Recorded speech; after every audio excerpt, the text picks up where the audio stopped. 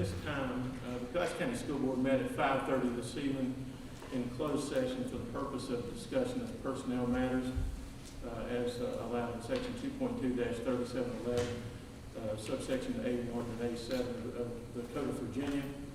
At this time, if I could have the certification that our closed session was conducted in accordance with the Code of Virginia. So moved. Could I have a second, please? Second. Mrs. Porter. Dr. Cash?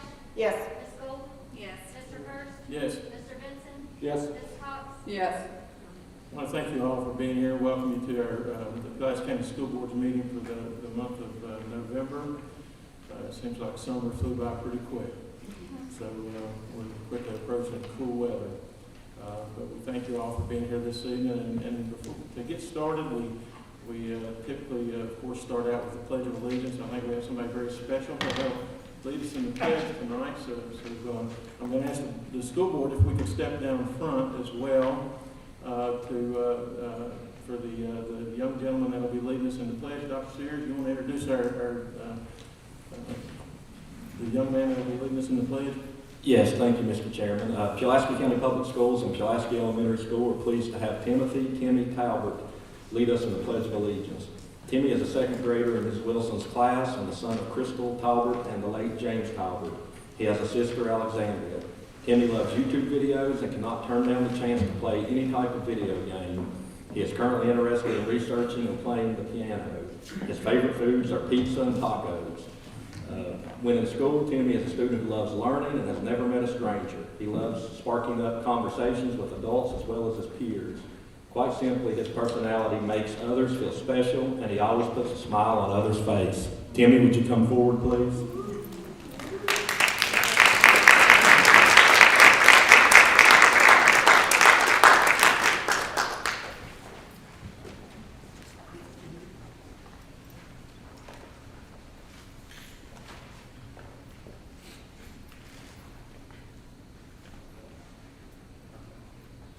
Take that mask off too, buddy. I pledge allegiance to the flag of the United States of America and to the republic for which it stands, one nation, under God, indivisible, with liberty and justice for all.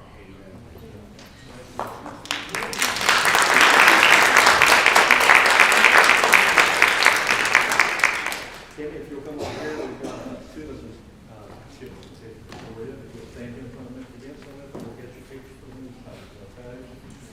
And I think Mom's here too. Oh, okay. Mom and sister?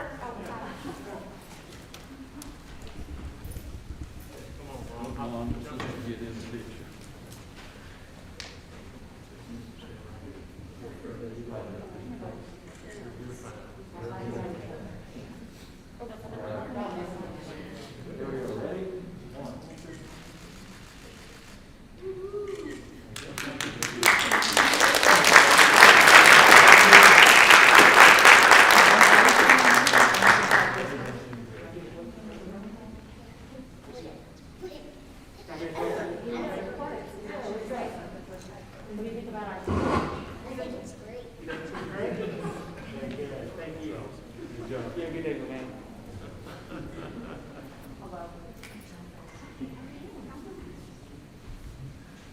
You can breathe now. All right, ready? Excellent job. Well, enjoy your dinner and progress.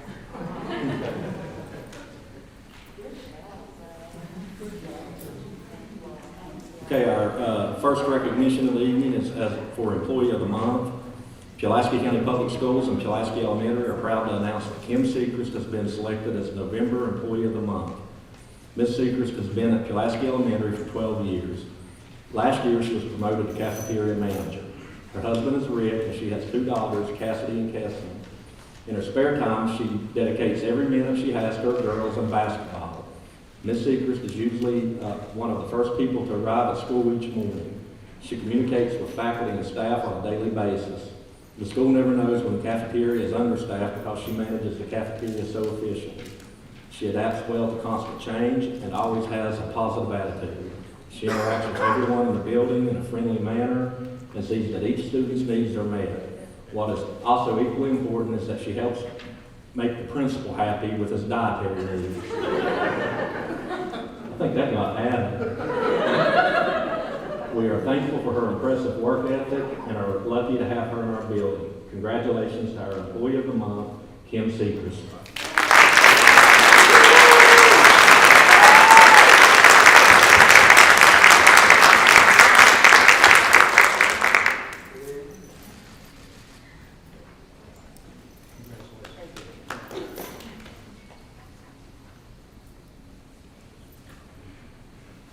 Our next recognition is for our Teacher of the Month. Pulaski County Public Schools and Pulaski Elementary are proud to honor Crystal Latch as Teacher of the Month. Mrs. Latch is currently teaching 2nd grade at PES. She has been teaching for 13 years, with 5 of those being at Pulaski Elementary.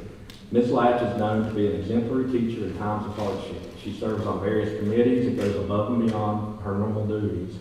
She is always willing to help out in areas of need and does so with the kindest heart. She is looping this year, volunteering to move up a grade level with her students. You will not find a more dedicated teacher in PCPS than Ms. Latch. Pulaski Elementary is grateful for her constant positive attitude and dedication. She and her husband Wayne have 2 children, Abby and Zach. Her hobbies include spending time with family, church, scrapbooking, and puzzles of any kind. Congratulations to our Teacher of the Month, Crystal Latch.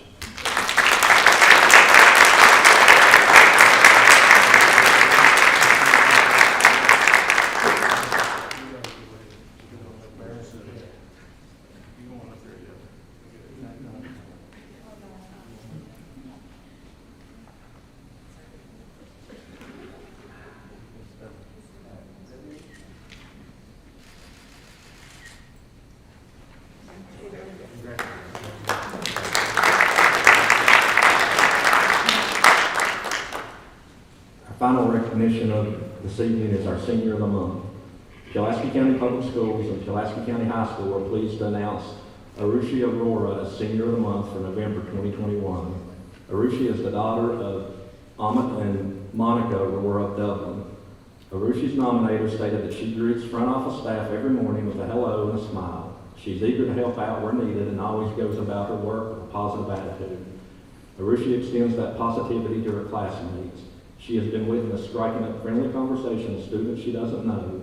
Academically, she is a strong student and can be seen studying in the front office between her office aid assignments. Arushi exemplifies Cougar pride. Upon graduation, she plans to attend a 4-year university majoring in pre-med or biology.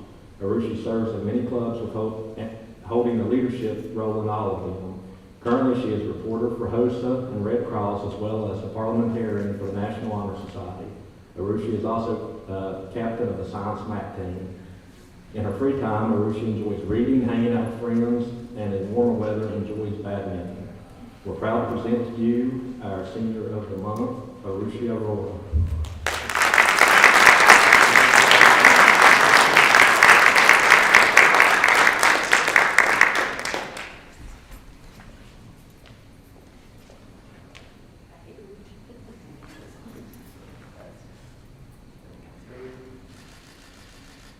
Can I get one on Arushi's done? Thank you.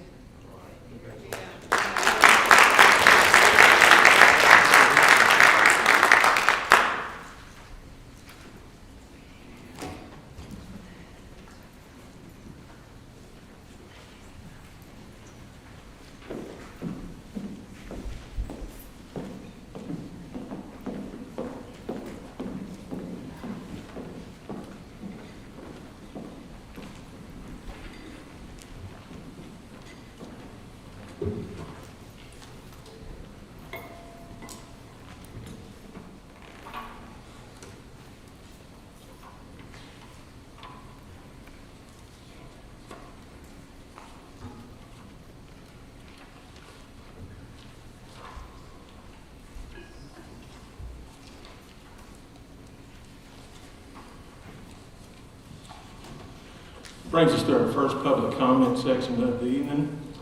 At this time, the board would be glad to hear from citizens that have registered actually in advance or called in advance to speak at tonight's meeting. The first section is in regards to matters that currently appear on our agenda. So, Dr. Shears, do we have anyone to speak at this time? Yes, Mr. Chairman, we have 3 people signed up for the first session, Jill Williams, Lynn Clark, and Scott Ratliff. Okay. Ms. Williams, you're up first.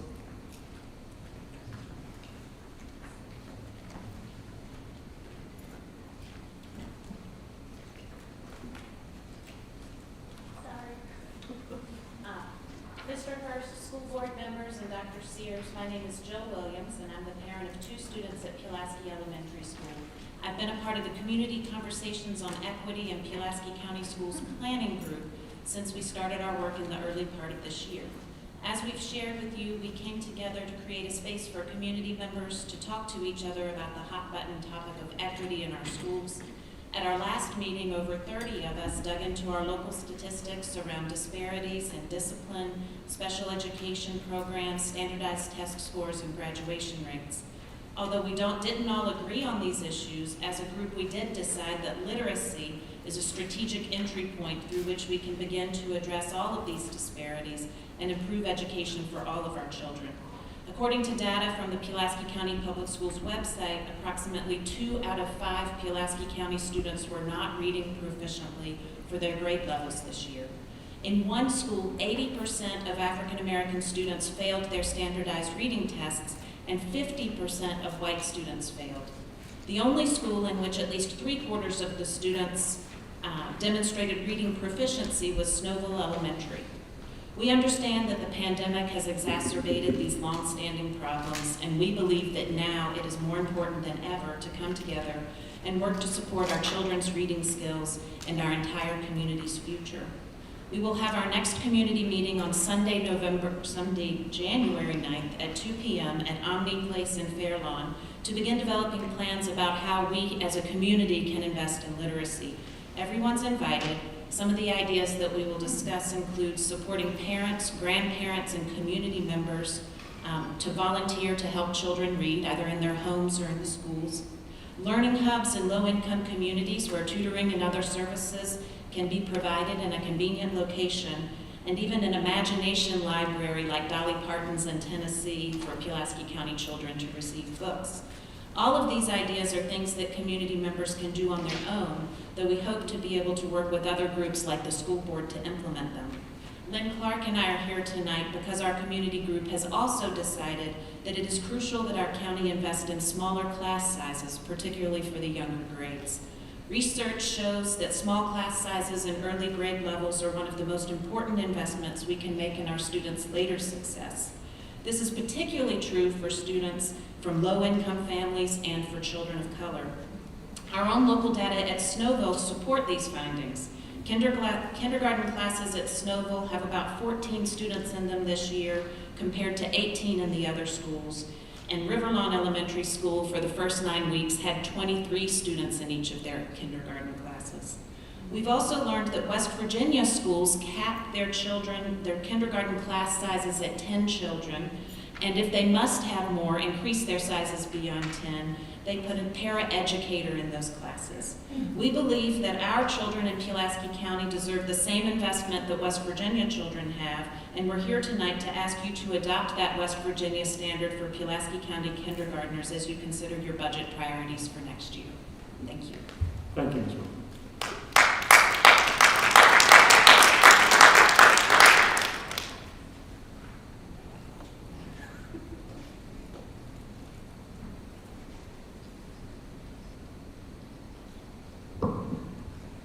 Mr. Chairman and members of the board. My name is Lynn Clark, and I'm a recently retired Pulaski County educator. I worked for many years as a Title I reading teacher for kindergarten and first grade students. I have seen firsthand the benefits of small class sizes at these levels. With a smaller class, students receive more of the teacher's attention, as well as having more instructional time, as less time is spent on housekeeping activities. It takes a long time for 23 kindergarten students to use the bathroom and wash their hands. While it would be ideal to have smaller class sizes, we understand that this is not feasible in schools with limited classroom space. The addition of paraprofessionals would help to enhance the role of the kindergarten teacher and provide help for at-risk students. This help could range from self-care skills such as shoe tying and nose blowing to academic skills like reading and math. Paraprofessionals can provide extra small group instruction and individual attention for students who may need extra help with specific skills. They could also help with skill assessment and progress documentation, much of which is necessarily individualized in the kindergarten classrooms. Paraprofessionals could also help with classroom management, organization, and record keeping. Their handling of some of these tasks would free the teacher to devote more of his or her time and effort to student instruction. Paraprofessionals can also assist with students who may be advanced, already reading or with math skills beyond the kindergarten level. Kindergarten students come to school with a wide range of abilities and maturity levels. Some have been to 2 or more years of preschool, while others have had no school-type experience. For some children, learning what it means to be in school is necessary before they can make the significant academic gains necessary to be ready for first grade. The kindergarten of yesterday, where the emphasis was on social skills with exposure to letters, sounds, and simple math concepts, is no more. Today, kindergarten students are expected to leave kindergarten reading, adding, and subtracting, in addition to learning how to work independently and get along with others. Paras can provide behavioral support for the students who may need extra help learning in a classroom setting. A kindergarten teacher who taught in another school with paras voiced that she was able to start small group instruction much earlier in the school year because there was someone else to help with classroom management. So much of kindergarten learning is hands-on, and another pair of instructional hands is invaluable. As parents and teachers, we all want what is best for our children. The addition of paraprofessionals in kindergarten classes would help provide all of our students with the best possible start in school. Thank you for your time and consideration. Thank you, Ms. Parker.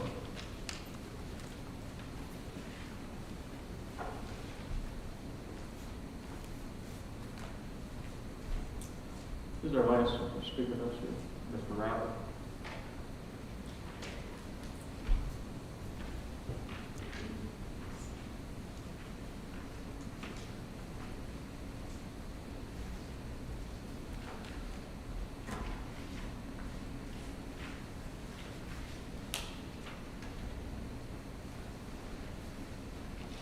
I'm not usually a public speaker. I think I signed up on the wrong sheet, but I've got a question.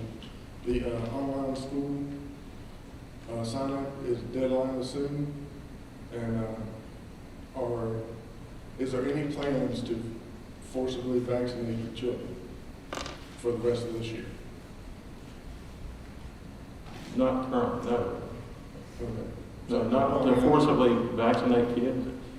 Well, No, mandate We will be working with the health department to offer some clinics for parents who want their kids to be vaccinated. No, there's nothing in the works about requiring vaccinations for students. Okay. Well, the reason I was asking is because if I don't sign up now, if, you know what I'm saying, if they're going to mandate it, then I need to sign up.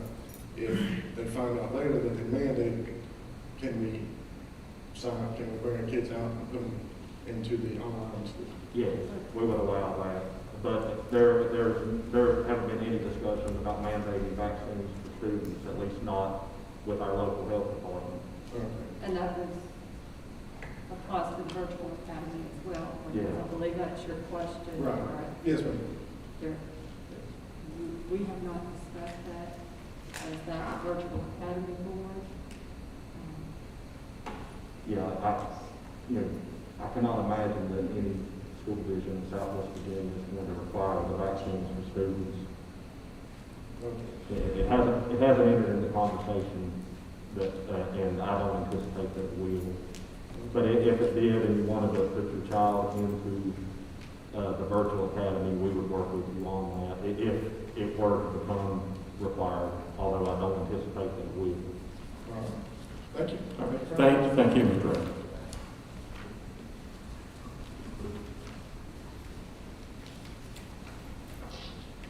That's all we have signed up upstairs? Yes.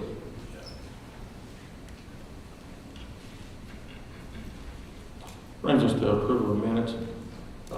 At this time, of course, the board received copies of minutes of our regular meeting dated October 12, 2021. At this time, are there any corrections or questions pertaining to the minutes of October 12, 2021? Hearing none, is there a motion to approve our minutes of our regular meeting of October 12, 2021? Mr. Chairman, I'll make a motion that we approve the minutes as written for the October meeting. Thank you, Mr. Benson. Is there a second? I'll second. Thank you, Ms. Golden. Ms. Porter? Dr. Cash? Yes. Ms. Golden? Yes. Mr. Hurst? Yes. Mr. Benson? Yes. Ms. Cox? Yes. Brings us to the adoption of the agenda. The board received copies of the agenda earlier today. You've had an opportunity to review the agenda. Are there any changes or corrections requested?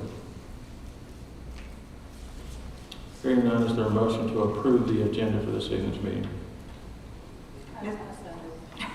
Thank you, Ms. Golden. Is there a second? I'll second. Thank you, Dr. Cash. Ms. Porter? Dr. Cash? Yes. Ms. Golden? Yes. Mr. Hurst? Yes. Mr. Benson? Yes. Ms. Cox? Yes. Brings us to the consent agenda. The board has received copies of payment of bills as well as the personnel agenda.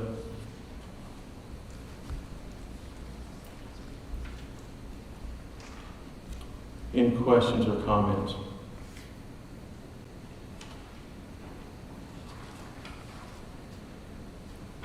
Hearing none, is there a motion to approve the consent agenda? Mr. Chairman, I'll make a motion that we approve tonight's consent agenda. Thank you, Mr. Benson. Is there a second? Second. Thank you, Ms. Cox. Mrs. Porter? Dr. Cash? Yes. Ms. Golden? Yes. Mr. Hurst? Yes. Mr. Benson? Yes. Ms. Cox? Yes. Brings us to instructional focus. Mr. Chairman, if we could, I know our student representative has to leave. Okay? If we could just move him up first, Mr. Price, if you don't mind, to just take a minute or two for Sky to give us his update. Sky, you can go ahead and give your update. Thank you. Well, how are y'all? Good. How are you doing, Have Scott? a good day. I have a small update from the last time. Bulletin boards for service learning have increased. We are now working on a Veterans Day bulletin board, which will allow students to understand more about Veterans Day and why we have it and about the different branches. The racetrack painting in the office has almost been finished. The columns in the social studies pod have also almost been finished. 2 clubs, including the GSA Club and Red Cross Club, have acquired over 30 students. And the Red Cross Club is planning a December project, possibly a food drive, clothing drive, or something to get the community involved. And Coach Deshawn wanted me to say that the Caving Club has had high interest and involvement, and that they are planning on finding a cave that they can go to with COVID restrictions. But in all, I'm seeing much growth and student involvement throughout the school. Super. Any questions for Sky this evening? Sky, thank you for the update. Thank you. We will see you in Williamsburg.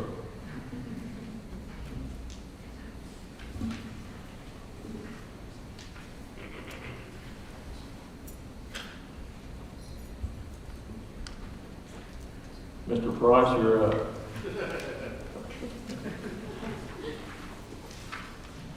Well, this is puppy do all the talking, so.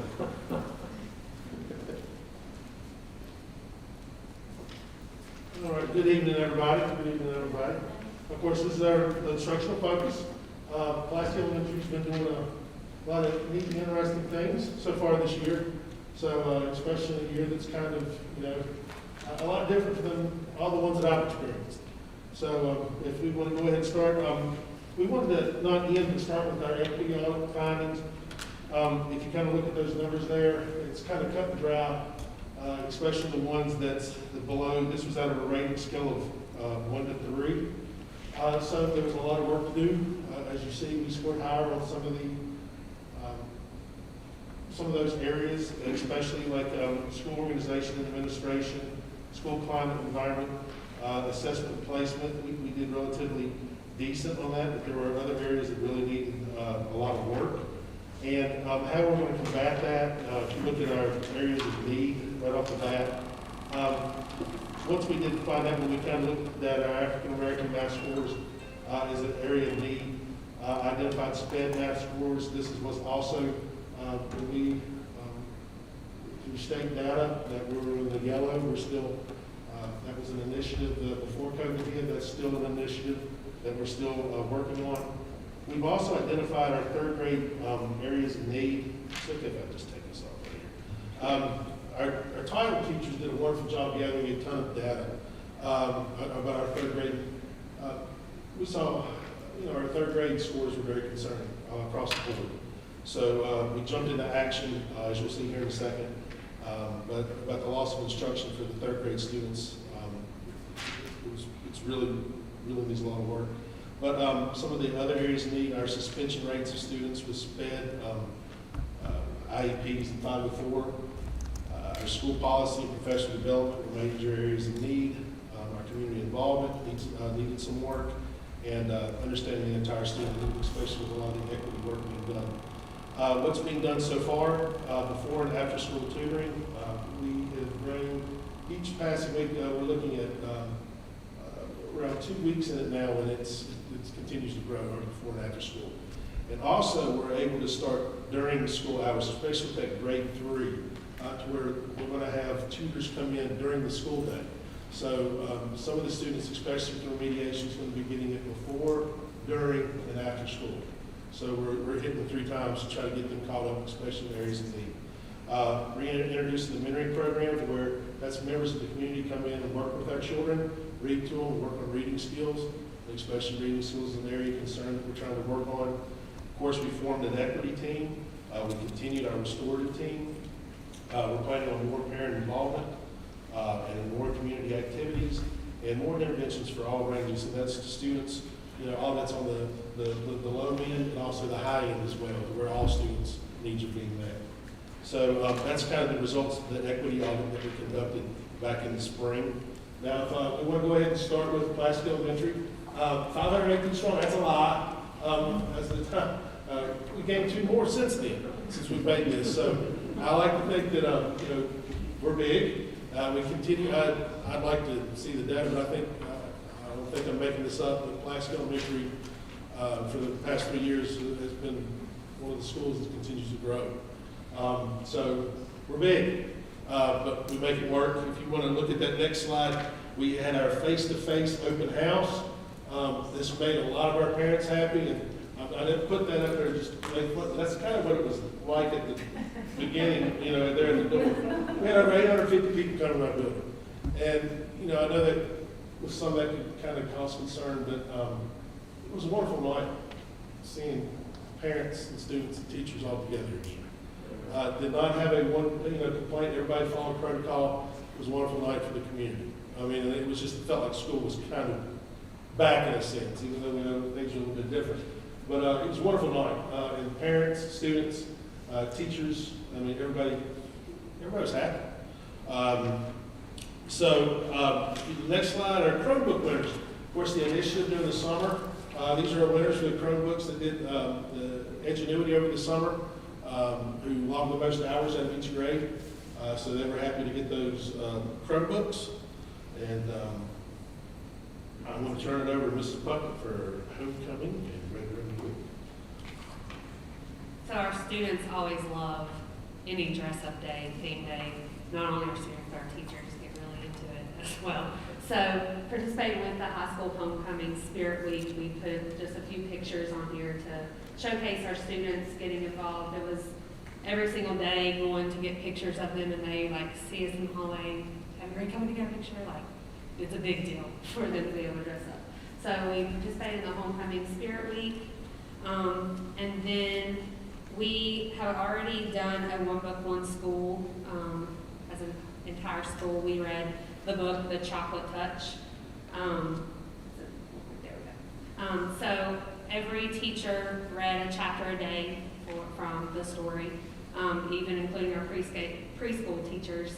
And the students loved it. We had a scavenger hunt for one whole week. There were different items from the story hidden around the school that were chocolate items, and even though Mr. Price really thought that there were chocolate pencils hidden, it was just a piece of paper that the students were looking for. But then when they found them and they got to come down to get a prize, Every day following a chapter, a trivia question would be asked on the school announcements. And pre-K through second grade, they came up with a class answer and submitted, their teacher submitted it, but third, fourth, and fifth, we utilized Google Form, and they filled out, they had to log on their Chromebooks, fill it out, and submit their answers. And with 12 days of questions, we had 890 student responses, third through fifth, which is really impressive for them to be able to log on to Google and be excited about that. So they were winning prizes as individuals and grade level for that whole week. We also, during the Chocolate Touch, with one of our goals being reaching our community in a time that's difficult with COVID, we decided we were going to create a chocolate cookbook. And we sent forms home in every student's folders, and we were able to create almost a 200-page cookbook of chocolate recipes, and we brought everyone one. This is This is the Oprah. This is really bad. Everybody gets a cookbook. But our students were really excited too, and there's some really sweet, really sweet recipes in there. But they overall loved our One Book, One School. That's awesome. Great. And then moving into Red Ribbon Week, which was just a few weeks ago, the theme this year was Drug Free Looks Like Me. So our students all create, oh, I skipped something. I skipped the Chocolate Touch part, sorry. I gotta give these students credit. So our art teacher, Mr. Gilmore, he had every student create their own chocolate bar, and they came up with a description. So they all, every student in each grade level did a chocolate bar, and then we have some of our winners here selected. We went through all of them and picked our top 3 for each grade level, so they won a prize as well, and they were really excited to see that the book was carried over in their specials classes as well. So Red Ribbon Week, the theme this year was Drug Free Looks Like Me, so every student in the school also created a self-portrait, and we made a giant mirror to be in the middle of our huge collage in the gym, and we had 440 of the self-portraits surrounding that, and we actually entered into a contest. We don't have results for that, but if we win, we could possibly win $1,000 and some iPads for our students. So And I know the picture doesn't do it justice, but then if you've been to our school, that is the backdrop in the gym. So, going up on the stage. Yeah. So that's how many pictures covered up that whole entire wall. Wow. So, it was quite a neat thing. yes, and we still couldn't fit them all there, but they were all displayed. So then, of course, with Red Ribbon Week, we had another opportunity for our students to be able to dress up. They were really excited that it fell on Halloween, so they could wear their costumes to school as well. We had another type of competition. Our teachers and students get really into anything we make a competition. And we had yard signs that every classroom created, and we had parents and family members and friends vote on Facebook for their favorite, and then they were able to, the winning class got a prize. And every student on one of the days of the week got a snow cone, because our theme day was snow and doing drugs. So they all got treated to a snow cone one day for lunch. And just some of the other things we're doing, our title teachers, they applied for a grant to where every student was able to receive free books. And if you look, I mean, we're the Captain Underpants, a lot of the national bestsellers, they were able to come in and pick out a free book. So our teachers are going above and beyond kind of what's required, getting that extra money, getting those books for the children. And if you want to here's some of the things that we've been doing, of course, some fun things like you gotta love the Mentos and the Diet Coke and the Sprite, everything, data gathering. That was one of the things that we jumped off, 5th grade did. Next is, of course, rounding ends, and Mrs. Watkins had a book tasting event to where they were able to go around and look at different books. Like, for example, one table was science fiction, the other was nonfiction. So they got to kind of sample different books, write what they liked. their experience with it really set it up into a neat way where, reading was kind of, it was a different approach to reading. The next one was, of course, rounding hens. It's math activities in class that dealt with, of course, dealing with kind of farming techniques, but yet with rounding numbers. That was, also next was creating globes in the classroom, manipulas. Kids really like that, of course, to display the work. And then the next, of course, our small groups working on catching them up with our wonderful Promethean boards that were put in. However, we like to see those being used. And showing that kids are up and out and about instead of just sitting in their seats. So that's a lot, it's just a snapshot of kind of what these teachers are doing because, we realize they're under a lot. And, it's the teachers, the students, the parents, that's what makes a school. And you've got to make sure that everybody, we've got a good group at Pulaski Elementary. We really do. And we try to sit there and tell them that, even though things are a little bit difficult now, you are appreciated. And of course, that's some of the things we did. The teachers came in the first day. We were able to get a mural. The PTO did that for us. And of course, for parent-teacher conferences, they got a nice little mural from Olive Garden. It's just a little thing. We always believe that the quickest way to the heart is through the belly. So I mean, we keep on running with that. So and some of the things, it was funny. My mom cut out something and gave to me to post in my office. It was a family circle thing that was like, I had to go to a field trip today. It wasn't fun because the principal wanted to go too. Fourth grade got a grant to where we didn't have to provide school buses. They provide charter buses. We were able to go to the Frontier Museum in Stanton, and it was a wonderful day. A little bit rainy, but seeing the kids out there, being able to walk around, got to visit Africa, Germany, all these different kind of colonial times, Ireland, Scotland, and kids were a wonderful representation of Pulaski Elementary. And also, kids were able to go to the pumpkin patch this year. So we got these field trips back. And of course, we also wanted to show the fact that thanks, with the face masks, we appreciate the face masks. The kids want to say thank you for all these colorful Crayola face masks that were sent to us from Pulaski County Public Schools. So that's Pulaski Elementary's instructional focus. Thank you all very much. Thank you, guys. Thank you so much, Mr. Price, Mr. Bowden.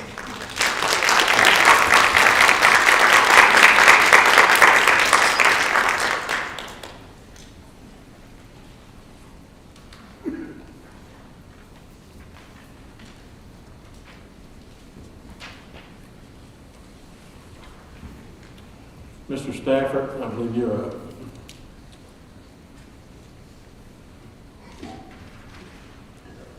Mr. Chairman and members of the school board, it's a pleasure to be here tonight and present a budget report for you for the fiscal year FY22. We've 1/3 of our budget year is behind us in the rearview mirror, so we're looking forward. On the revenue side right now, our basic aid payments are currently being paid in accordance with our average daily membership, our projected ADM, which is 3807, and so they're right on budget. Our sales tax payments are slightly behind budget. For this point in the year, many of the other revenue accounts lag behind because they are paid from the lottery. We don't start receiving those until January. All of our expenditure areas right now are under budget except for operations, which is just slightly over budget. That's primarily due to annual costs like property insurance and some maintenance contracts and things that we pay up front and at the beginning of the fiscal year, so that will correct itself in future months. The projected county general fund transfer for October is $1,404,541. That leaves approximately $10,762,591, or roughly right on track with where we should be with our budget. So no concern there. Don't really have any other thing to report for you regarding the budget, but I'd be happy to answer any questions you may have.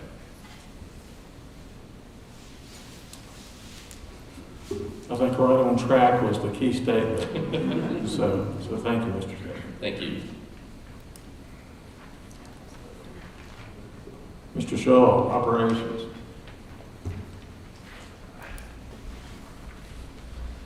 Good evening, Mr. Chairman, members of the board, Dr. Sears. I do not have a work order update. We got a little busy last week with a different project that sidetracked us pretty heavy. I do want to talk about a couple things we got going on. The track out back is ongoing. We plan on having it striped next week. Hopefully if we get it striped next week, we can close the contract on the track. I'm hoping within 2 weeks and be done and completed. We are actually very, very close to closing the early grading package for the school that you are sitting in. I know that seems odd, but we're very, very close to closing the early grading package contract. We have an agreement in place. We're just waiting on the signatures, and it will be closed and complete. We have the school down to, I think we have it down to 17 open items on the GCP contract for this building. So very close to closing this contract as well. Real quick, an update on the Welding Lab. I know that it's supposed to be done. We are having extreme difficulty getting parts. Everything's late. I have a meeting this Friday with the engineer, the design engineer, LPA, and FNS Building Systems. And we're going to go through each item one by one. When is it going to be here? When do you think it's going to be here? But I'm hoping, with the exception of the garage door, which I've been told is setting in the Pacific Ocean, I'm hoping that we can get everything else by the end of next month and have the welders in place and have the thing operational. The biggest holdup right now is the actual welding curtains. I'm being told they're still 8 weeks out. So it's just the nature of doing construction right now. So, but we hope to have it done as quickly as possible. And I should know detailed information Friday about when things are going to be here. Any questions? I have a question about the track. Yes, ma'am. Do we have intentions of putting boards, and you'll have to forgive me, I don't know the technical term, but the boards, or will they just be lines for the kids to take off? Do you know what I'm talking about? Talking about for like long jump, triple jump? Yes. It'll just be lines. Just be lines, Yes, okay. ma'am. We don't have the insets. I know what you're talking about. Okay, good. Yeah. All right. Any other questions for Mr. Shaw? Thank you, Mr. Shaw. Thank you. Mr. Stafford, you're up again. Enrollment number updates. Mr. Stafford, if I could ask Mr. Evelyn to join you. He was pulling together a few other numbers this afternoon too regarding the number of virtual students and homeschool students. Sure, absolutely. Okay. Dr. Sears asked to provide an enrollment number update for this evening. I was a couple weeks ago when we submitted our fall enrollment number. We were really pleased at what we found. So just a quick explanation. The September 30th student enrollment number is basically a number that we send to Department of Education one time a year. It's our enrollment at a moment in time, that being September 30th, that kind of tracks overall enrollment. It is not the number that our budget is based on, which is the average daily membership, which is calculated after March 31st. However, it's always a good indication of what that March 31st ADM number is going to be. So as you see, the past, for many years, we were tracking 2 to 3% student losses of enrollment every year. And then beginning with the 18-19 school year, we did see that a very small decrease, almost stable. Then last year, another a drop, probably some of that due to the rebound from COVID coming back to school. However, this year we were just really pleased, or I was, to see that number go up. And I know it may not seem like a big deal to celebrate going up by 17 students, but given my history here, I've never seen it happen. So I'm really pleased to see that positive number. So just to, and also to let you know, our average daily membership that our budget is based on this year is 3,807. So we are significantly above that number that our budget is based on. So that's a very good sign for us. Not to say that anything can happen between now and March 31st, but it's a very positive indication of where we may finish up this year. I'll be happy to answer any questions, or just, I guess, let Mr. Atwood speak as well. Mr. Chairman, member of the board, Mr. Board, just wanted to share with you a couple of things, and some of this is extremely good news. I think 1 year ago, we had 171 students who were being homeschooled in the county, and I think there was a point where we thought that number might increase significantly. It has not. We have 175 students who are homeschooled this year, so very similar numbers to last year. Last year, we had hundreds of students, and then that number varied throughout the year, who were in virtual education. We started this year in the 120s, but a lot of our kids have wanted to come back to the brick and mortar school to see their friends, and so now we're down to 94 who are actually in virtual school. So those numbers are encouraging as well. Absolutely. Any questions for Mr. Atwood or Mr. Staff? I have one, and I guess it's kind of a philosophical question. Does Weldon Cooper, it's depressing when you look at their numbers. It's really sad. Do they ever take a look at what that our school system is growing and adjust those numbers upward? My understanding of their method, it's primarily determined on birth rates. I mean, they kind of look at birth rate and then project out. We have discussed, and we could have a more, and several years ago, we paid Weldon Cooper. It was very minimal, I think maybe $1,000 to kind of do a multi-year projection rather than just waiting for this number to come out from BDOE every year. Mm-hmm. And we did that, and it may be a nice thing to do again, to go ahead and look at that projection, but I might also add, it may be good to look around and see if there's a more in-depth, as you're mentioning, Dr. Cash, look at maybe drill down to more demographic information than just the birth rate, and look at economic factors and housing and those types of things that really Weldon Cooper doesn't really look at. I think they look at birth rates and they look at trend, and I think that's pretty much their estimates are based on those two things. The New River Regional Commission has some data, but it's not terribly recent data, unfortunately. But yeah, I think this is a great trend. I hope it continues. Definitely. Mr. Stafford, another thing that we might consider in these factors, of course, this is a long-term projection, but the county has made its goal 40 by 30. And if my numbers and my recollection are correct, that would be almost 6,000 additional citizens in the county by 2030, which is only 9 years away. Time flies, too. So on average, if there's like 3 people per household, you could estimate possibly that there would be around 2,000 or just under 2,000 that would be in pre-K through high school, maybe early college years.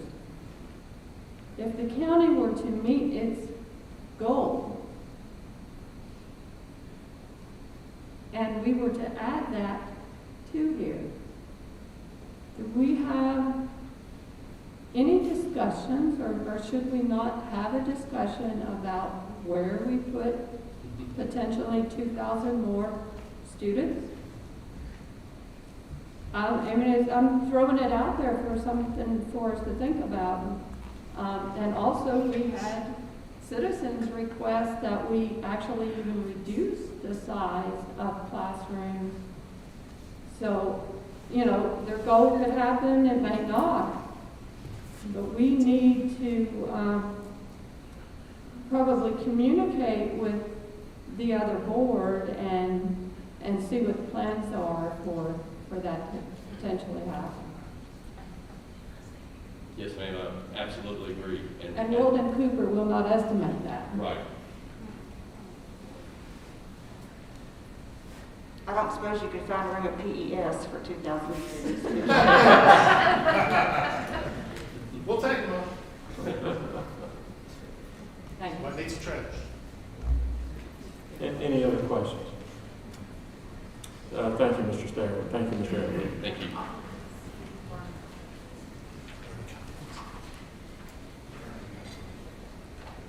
Mr. Chairman, the next item are just suggested budget meeting dates, and I'll just ask that the board check their calendar and see if these dates will work for our budget work sessions, and if they do, then we'll make them formal at the next meeting. If they don't, we can adjust them.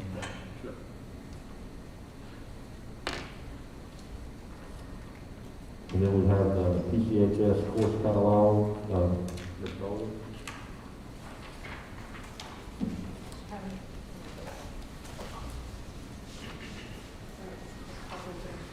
Thank you, Mr. Chairman, members of the board, Dr. Sears. We have, hopefully there in front of you is the 2022-23 course catalog for Pulaski County High School. We've made several changes to it. I believe Ms. Atkinson for CTE has several changes she may want to note. The primary changes that we made, and weren't a lot of them last year when we met with students, we made them aware of the African American history course that they could sign up for. It wasn't directly in the course catalog at the time, it now is. Another addition we have is a lot of times when students are looking for an elective, if they have tried something that didn't work out, they move into looking for something after the 7-day drop add time. And we have added a kind of pop culture-ish art class where students can kind of attempt the current trends, and we have 2 very excited fine arts teachers who would like to pursue this, and so it is now in the course catalog. Another addition that is kind of exciting for us when we're working with students is all the SOL requirements are now uniformed for grades 9 through 12. We have not had that for quite some time, so we don't have to look what is your cohort year, what are your SOL requirements, everyone has the same thing. We would like to begin, and I don't know if Ms. Atkinson has anything she would like to add, but we would like to begin using this course catalog as soon as possible. We'll start meeting with all students to register for classes. The sooner that happens, the sooner we can meet with all the students and enter all of their requests, then the sooner that master schedule gets finalized, more based on the student requests, the sooner students have their class schedules available to them and teachers have their course numbers. Do you have any further questions about the course catalog? So, thank you, Ms. Ball.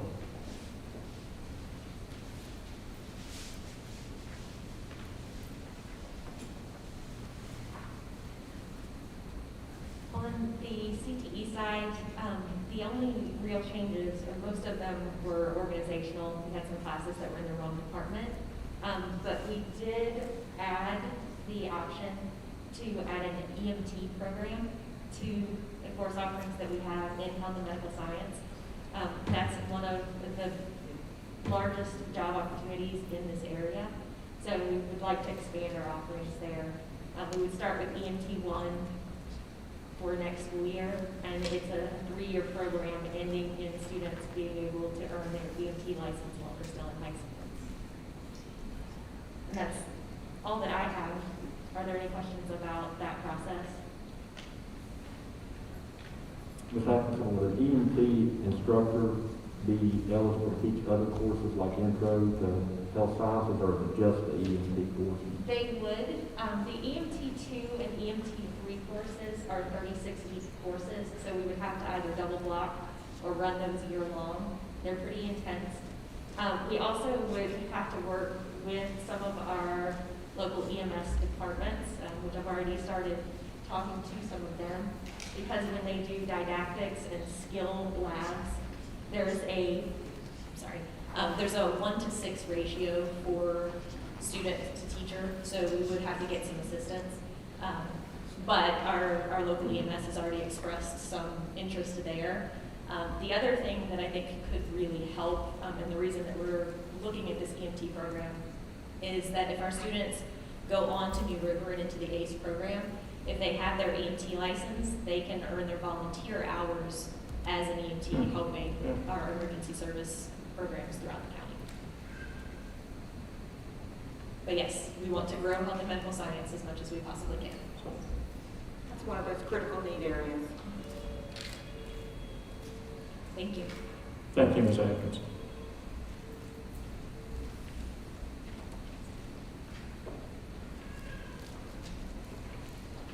The upcoming calendar items, I've got the parent advisory team meeting tomorrow. The second quarter midterms coming up on November 16th. The VSBA convention will be next week from Wednesday the 17th to Friday the 19th. I think we will have all 5 members participating either virtually or in person. And then we'll have Thanksgiving break, and the next school board meeting will be on Tuesday, December 14th. We do not yet have the dates, but the one-act play team's production of American Tall Tales, which placed second in the sub-region, so they move on to the regional tournament. And I know Mr. McCoy is planning to bring that here to the middle school to perform next week. Once we know those dates, sometimes we'll let the board know in case you want to see it. It's phenomenal. Yeah. It's the students wrote the music, they wrote the dialogue, they directed, student directed. I mean, it's student produced from top to bottom, and they've done an outstanding job with it. And even though we came in second at the sub-regionals, as I was telling Samantha, that's where we came the year we won states too. We were second in the sub-regionals and went on to win states. So the only thing that matters at this level is just getting to move on to the next level.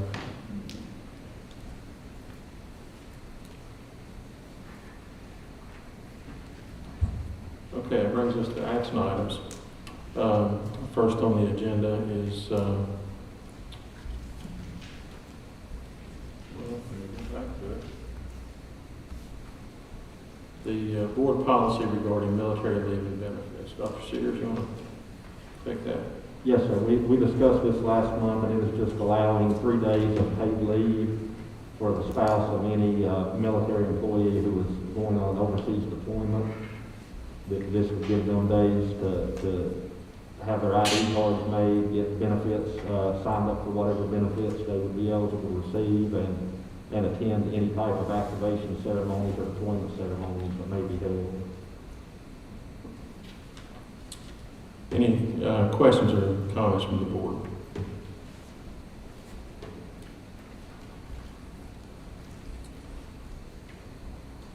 If not, is there a motion to approve the recommended policy change? Mr. Chairman, I'll make a motion that we approve the recommended policy change. Thank you, Mr. Benson. Is there a second? I'll second. Thank you, Ms. Goldman. Mrs. Porter? Dr. Cash? Yes. Ms. Golden? Yes. Mr. Hurst? Yes. Mr. Benson? Yes. Ms. Cox? Yes. Brings us to the second agenda item on action items, and that's conveyance of the Longstreet property into the town of Dublin. Mr. Shaw. Yes, Mr. Chairman, members of the board, tonight I'm asking for you guys to, Longstreet, when we did the property evaluation and the plats for Dublin Middle School, we determined that the school board still owned the property underneath Longstreet. Longstreet's a public street maintained by the town of Dublin, so just as a formality, I'm asking that we convey the property underneath Longstreet to the town of Dublin. Any questions or comments for Mr. Shaw? Hearing none, is there a motion to approve the resolution conveying the Longstreet property to the town of Dublin? Mr. Chairman, I make that motion. Thank you, Dr. Cash. Is there a second? Second. Thank you, Mr. Benson. Ms. Porter? Dr. Cash? Yes. Ms. Golden? Yes. Mr. Hurst? Yes. Mr. Benson? Yes. Ms. Cox? Yes. Brings us to the transfer of the Dublin Middle School property to the Pulaski County Board of Supervisors. Mr. Shaw, if you could take that, please. Yes, sir. This is requesting that we give the Devlin Middle School property, which consists of the main school building, part of the parking lot, all the activities fields associated with Dublin Middle School, back to the Board of Supervisors. We would retain a small parcel around the ag building and hang on to the ag building and the gas pumps right at this point. And then at some point in the future, also turn that over. But tonight, we're just asking to turn over the main building, associated athletic fields, and a large portion of the parking lot. Any comments or questions for Mr. Shaw? I have a question. When this is voted on tonight, depending on how the vote goes, when will the utilities be transferred or ended in the school board's name? Well, I have to have signatures from Mr. Hurst notarized on the plats and the deed, and then it goes to the Board of Supervisors, but I don't see why we can't start the transition of utilities immediately. As soon as tomorrow morning, we'll start working on it. I mean, I would hate to see the building broken into and maybe ever sink or turned on, the water running for days or whatever before somebody finds it and increases their bill. I just think that we really need to protect ourselves just as much as possible to make that happen quickly. We'll start it immediately. Thank you. You're welcome. Any other questions, comments?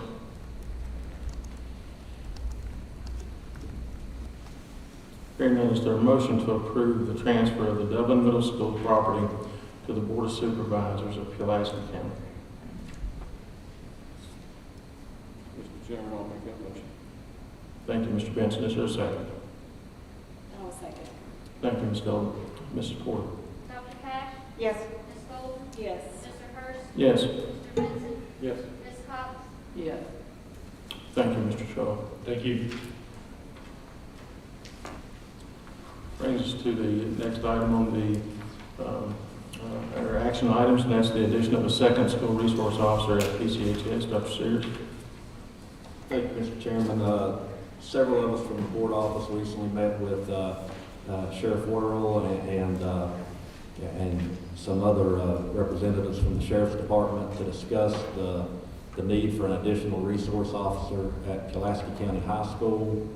And I think we were enthusiastic that the sheriff wanted to work with us to try to make that happen, because we recognize the types of issues we're dealing with, as they are across the state this year, are probably a little more severe than what we typically deal with.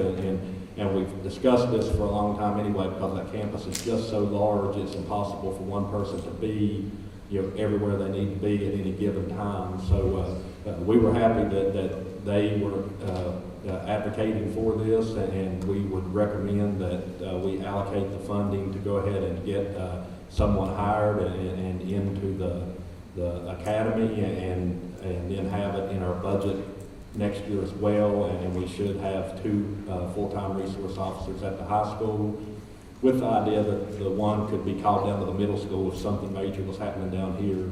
They could call that person in for additional assistance at the middle school as well. Any questions or comments? So how quick could we get a second officer? It would be next year before they actually were working at the school, because they'll have to put someone through the academy. So we're not talking about an existing officer, it would be a new hire through Fresh Healthy Academy? Well, I think that once they have someone trained, they will take an experienced officer to make them the resource officer. But right now, they can't pull an experienced officer off the, Okay, gotcha. Thanks. Any other comments or questions? If there are none, is there a motion to approve the request for an additional resource officer at Pulaski County High School? Mr. Chairman, I'd like to make the motion to approve an addition of a second resource officer at Pulaski County High School. Thank you, Ms. Cox. Is there a second? I'll second. Thank you, Ms. Golden. Ms. Porter? Dr. Cash? Yes. Ms. Golden? Yes. Mr. Hurst? Yes. Mr. Benson? Yes. Ms. Cox? Yes. On behalf of the school board, we want to thank the Sheriff's Department and Sheriff Worrell for their work in working with the school, Pulaski County Public Schools in providing an additional resource officer. I look back over the last few years, and I remember just a few years ago that having a resource officer at every school was something we were dreaming about having.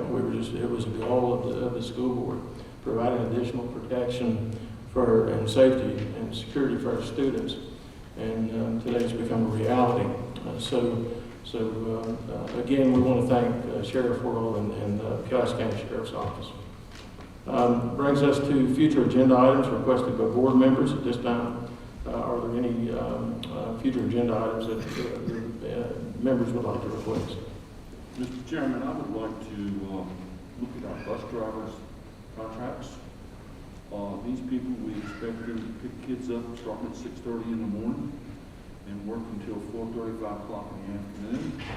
Not only that, they are expected to be somewhere that if we have to close the school for some reason, they need to be able to get to their bus, get to the schools, and the kids get them home, which prevents them from being away from home or whatever. I think these people need to be considered full-time employees. I think they ought to come with all the rights and benefits that our other full-time employees have, including health insurance, et cetera, et cetera. And I would like to do that ASAP because I'd like to start that this year if at all possible, before the end of the year. Mr. Stafford, it looks like you have some calculating to do. Mr. Stafford will put his mask on, I realize that. Thank you, Mr. Benson. Any other requests from board members?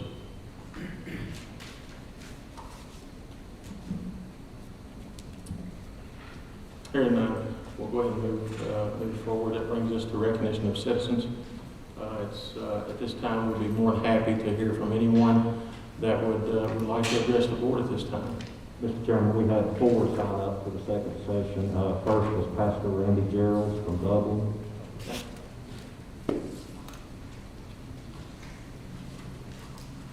I didn't think that I saw him. Okay, Pastor Gerald is not here. Don't believe so. Okay, next, Gina Payne from Dublin. Okay.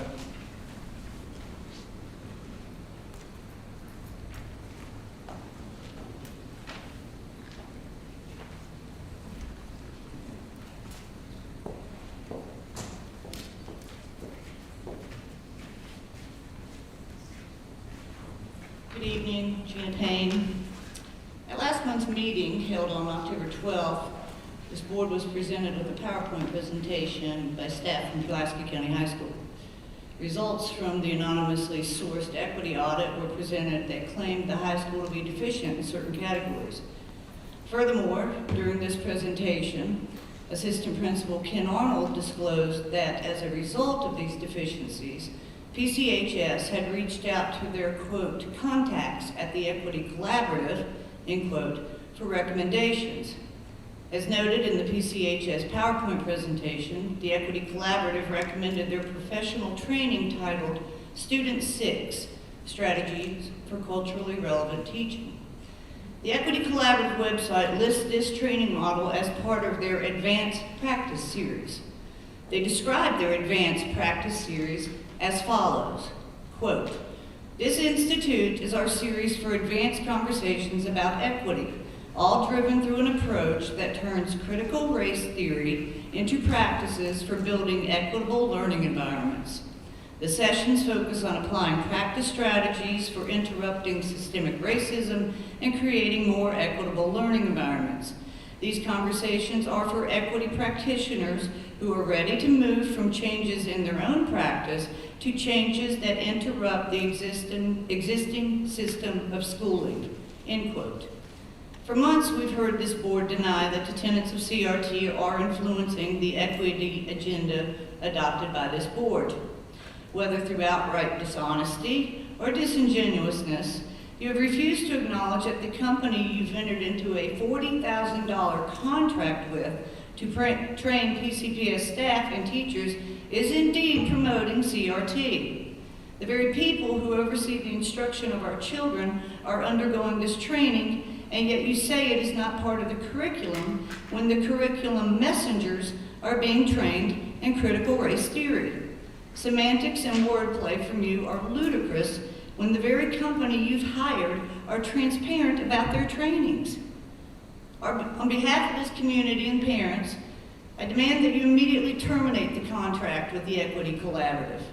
$40,000 is an obscene amount to have already spent training teachers and staff in critical race theory ideology, especially when you've so consistently denied it's occurring.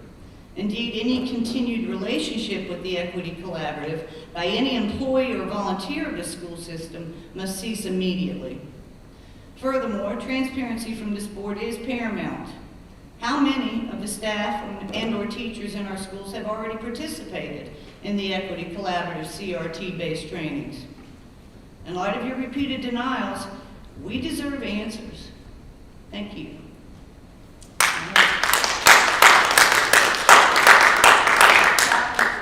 Screenshots of what I just spoke from.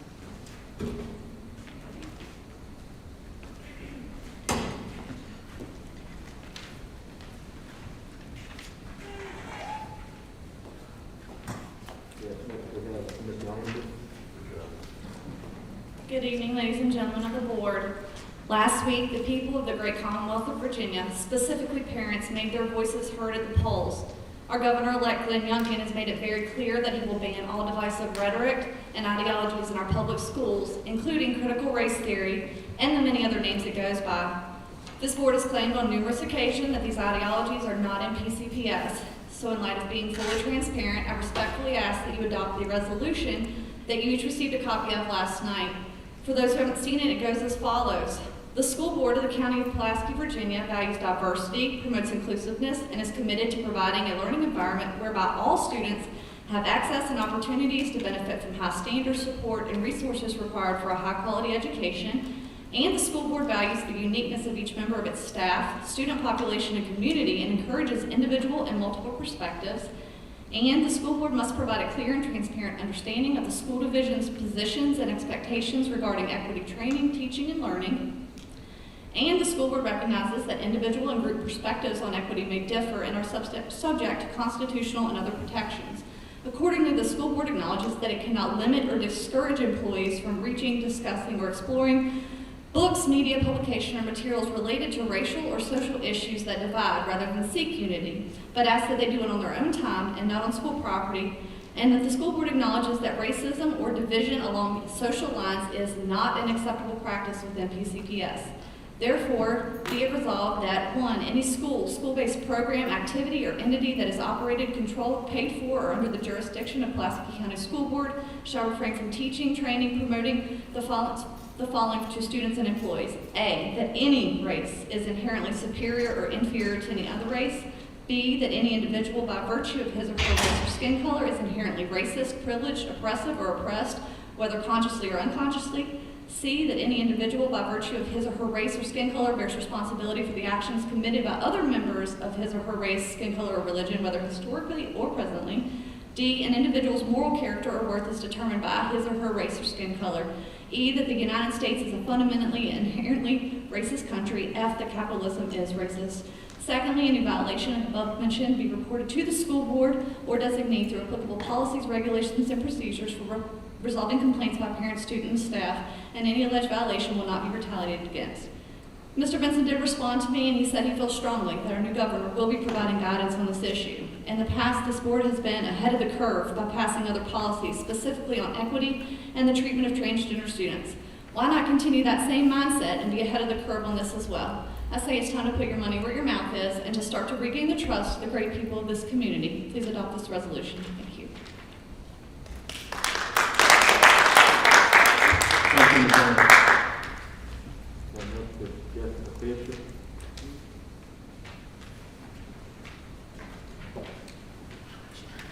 How are y'all today? Thank you. So this wasn't part of the plan, but I'm just curious that I wanted to ask you guys, because I just read the resolution, and just kind of individually, is this resolution something that you guys would consider, Mrs. Cox? Is this resolution something you would consider? Is there anything you find in it to be problematic? The board will not be answering questions. They Okay. will direct me to respond if their response is needed. Okay, well, I'm just curious as to if there is anything in this resolution that would be problematic for anyone. The board's not going to answer that question. Okay. I didn't figure you would, I just figured I'd ask to see, but seeing as most of my emails to you go unanswered as well, you know, that's pretty, par for the course. I did wonder, has Pulaski, the old middle school, has it been cleared out before it's being transferred to the Board of Supervisors? I'll ask Dr. Sears to make a comment after public comments. Okay, and I was just, I've never had a child at the Pulaski Middle School, but I was concerned about the fact you've offered a year of credit monitoring, which, and that's a good thing, but I'm wondering what we're gonna do in the situation where if anyone's information has been taken, how the school system is going to help them, because credit monitoring doesn't prevent identity theft. And so I think that a lot of people are pretty concerned about what's going to happen if their identity has been stolen, because I mean, it's been a year since that information has been left in the school, which violates tons of requirements and it leaves their personal information out there on the line. And I'm not sure that your thought that potentially probably nothing has happened with their information is good enough. So I'm just wondering what you think you might do for those people in the event that their identity has been taken through a breach of their personal information. Again, I'll have Dr. Sears address your questions or make a statement after public comment. Okay, that was all that I came up to ask, so thank you. Okay, thank you.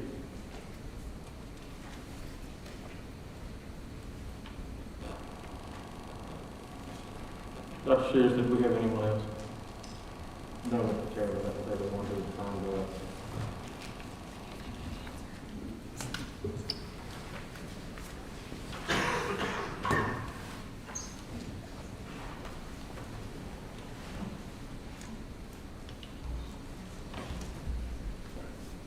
I do have a statement.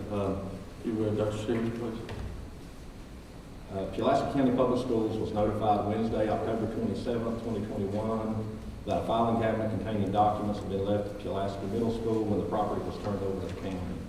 Representatives from the school division responded immediately, retrieved the cabinet of documents, and swept the building to ensure that nothing else had been left. We began a review of the documents that day to identify individuals. We also contacted our insurance carrier, Bakeboard, whose representatives have been advising us and working to notify these individuals to offer a year of identity protection through Experian. On Thursday, October 28, 2021, I received notice from Mike Williams with the Patriot stating that he obtained the county administrator's photograph of some of the documents and was requesting a comment. I directed him to our public relations specialist, informed him that I would be out of the office for a few days due to the death of my brother-in-law, and that it would be next week before we would be able to get a statement to him. On Thursday, November 4th, 2021, we released the official statement, and that statement is available on our website.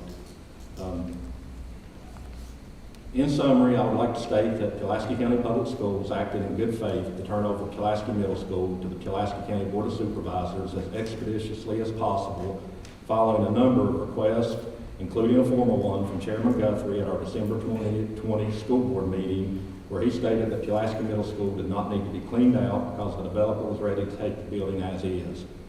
We had originally anticipated at least 1 year to get the building cleaned out and ready to convey, but vacated it in less than 9 months because the county had expressed a fear of the developer losing interest in the property, as well as windows closing on their funding opportunities. We have attempted to be a good partner with the county on these types of endeavors as we want to see our community grow and prosper. It was incredibly disappointing that the county administrator would take a photo of documents containing student information and then proceed to share it with others who shared it with others until it could be found on numerous social media sites.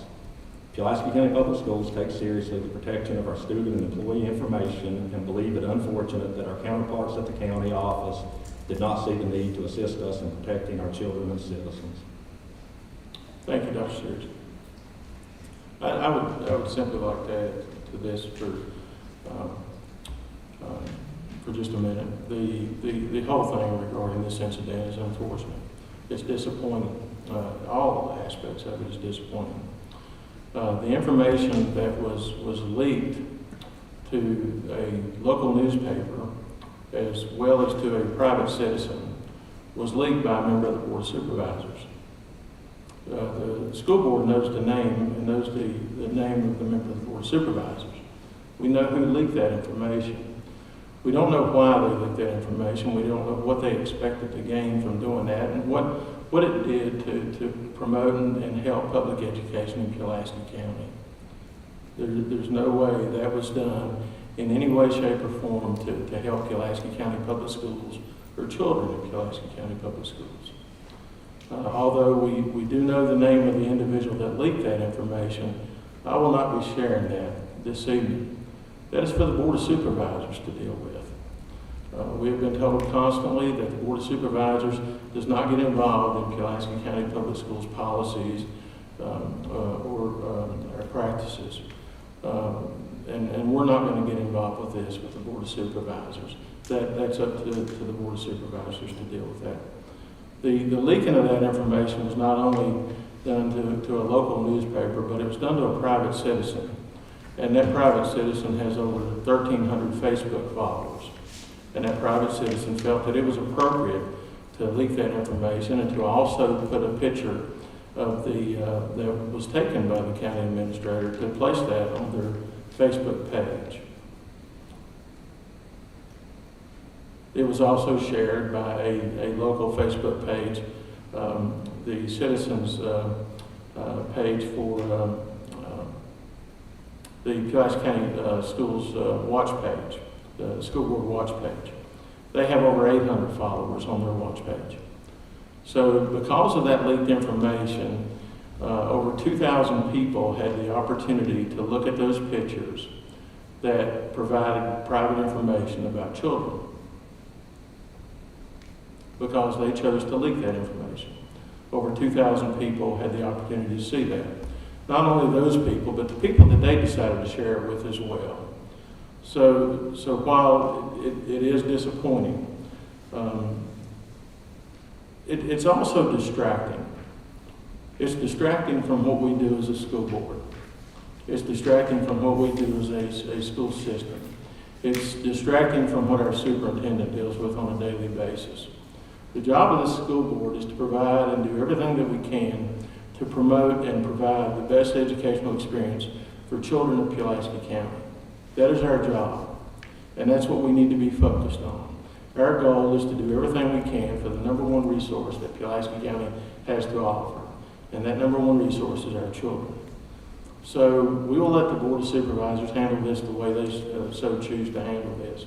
I'm extremely disappointed that it happened, but as far as we're concerned, it's our every intention as a board and our superintendent as well to move forward with providing the best quality education we can for Pulaski County students.